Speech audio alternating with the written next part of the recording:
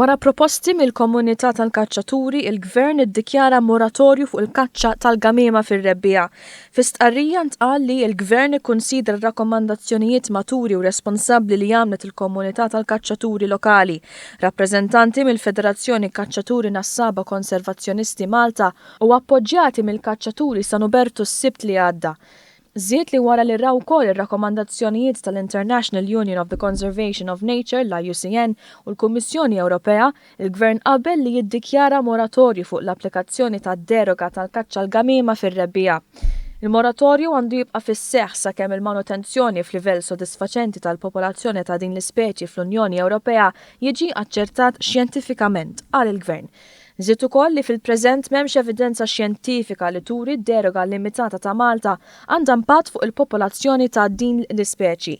In-numru ta' gamiem permess li jiġi kkaċċjat massimu ta' 5,000 gamiema taħt sorveljanza stretta permezz ta' deroga kien ferm inqas mill-limitu stipulat mid-direttiva tal-asafar li tippermetti 1% tal-mortalità annwali tal-popolazzjoni u negliġibbli fuq skala Ewropea qal il-Gvern. Madankollu Malta volontarjament se tapplika dan il-moratorju bħala miżura ta' prekawzjoni biex tippermetti li ssir evalwazzjoni xjentifika imparzjali u oġġettiva fuq livell Ewropew sabiex jiġu stabbiliti l-kawżi ta' tnaqqis tal-popolazzjoni tal-Gamiema u biex jiġu provduti miżuri meħtieġa għal konservazzjoni ta' din l-ispeċi fl-Ewropa qal il-Gvern.